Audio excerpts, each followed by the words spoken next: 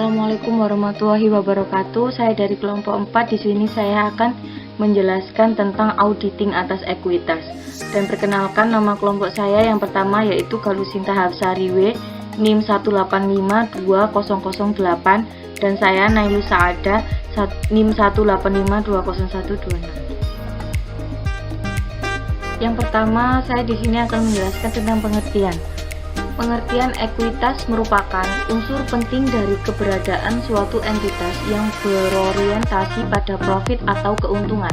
Lazimnya, transaksi atas ekuitas tidak sering terjadi atau dengan kata lain volume transaksi yang berkaitan dengan ekuitas cukup rendah.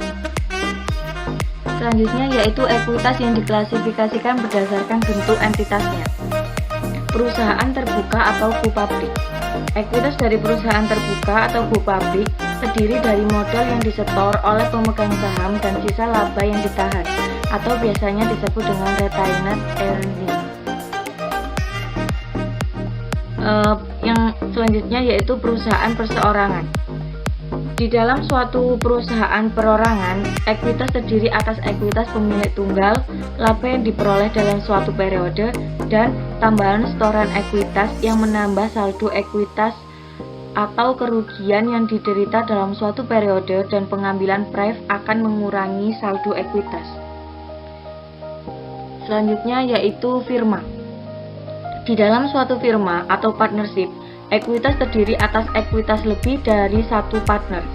Ekuitas masing-masing partner akan bertambah dengan adanya pembagian laba atau tambahan setoran ekuitas, dan akan berkurang dengan adanya pembagian kerugian atau pengambilan pref.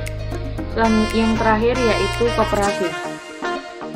Dalam badan hukum yang berbentuk koperasi, ekuitas utamanya adalah simpanan pokok anggota yang tidak dapat dipindah tangankan dan dapat diambil kembali pada saat seorang anggota mengundurkan diri.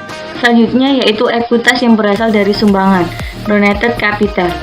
Bisa dilaporkan sebagai bagian daro tambahan ekuitas depositor.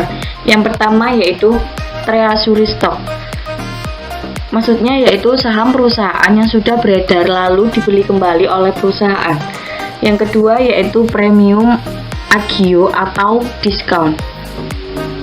Dari penjualan saham, baik saham biasa atau biasanya disebut dengan common stock maupun saham preference. Yang ketiga yaitu selisih kurs atau ekuitas disetor.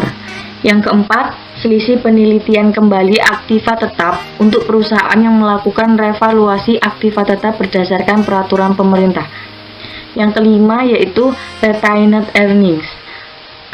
Yang dimaksud dengan laba ditahan atau sisa laba tahun lalu, atau defisit atau accumulated losses, yang artinya sisa rugi tahun lalu. Yang selanjutnya yaitu tujuan pengujian substansi terhadap ekuitas. Yang pertama yaitu mendapatkan keyakinan tentang keadaan catatan akuntansi yang memiliki kaitan dengan ekuitas pemegang saham. Dan yang kedua yaitu membuktikan bahwa saldo ekuitas saham mencerminkan tentang kepentingan pemegang saham pada tanggal neraca yang memiliki cerminan terhadap transaksi yang berkaitan dengan ekuitas pemegang saham selama tahun yang diaudit. Yang ketiga yaitu membuktikan kelengkapan transaksi yang telah dicatat selama tahun yang diaudit dan memiliki kelengkapan saldo pemegang saham yang disajikan di neraca. Selanjutnya yang keempat yaitu membuktikan bahwa saldo ekuitas pemegang saham merupakan klaim pemilik terhadap aktiva entitas. Selanjutnya yang kelima, membuktikan kewajaran penilaian ekuitas pemegang saham yang dicantumkan di neraca. Dan yang terakhir yaitu membuktikan kewajaran penyajian dan pengungkapan ekuitas pemegang saham di neraca. Audit prosedur yang disarankan. Yang pertama yaitu mempelajari dan juga mengevaluasi internal kontrol atas permodalan serta transaksi jual beli saham. Yang kedua, meminta salinan kopi dari akta pendirian SK pengesahan Menteri Hukum dan juga HAM untuk disimpan dalam permanent file. Yang ketiga yaitu mencocokkan data yang ada dalam akta pendirian tersebut dengan modal yang tercantum di laporan posisi keuangan. Yang keempat yaitu untuk perusahaan yang baru didirikan dan juga perusahaan yang mempunyai tambahan setoran modal dalam periode diperiksa. Periksalah bukti setoran dan juga bukti pembukuan lainnya serta otorisasinya. Dan yang selanjutnya yaitu menjelaskan dalam kertas kerja pemeriksa. Lanjutan dari audit prosedur yang disarankan. Selanjutnya yaitu periksa dokumen dukungan dari setiap perubahan dalam perkiraan retained earnings atau deficit. Yang selanjutnya yaitu seandainya ada pembagian dividen, periksalah. Dan selanjutnya, periksa apakah akuntansi kerugian perusahaan sudah mencapai 75% dari modal disetor. Kalau terjadi, harus ada penjelasan dalam catatan atas laporan keuangan. Selanjutnya, mempertimbangkan untuk mengirim konfirmasi ke pemegang saham atau biro administrasi efek.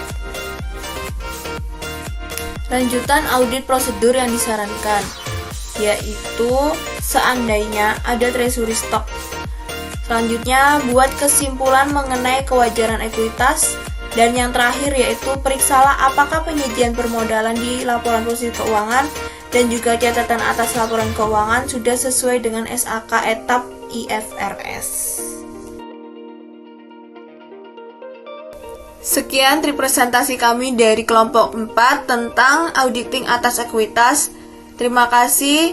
Wassalamualaikum warahmatullahi wabarakatuh.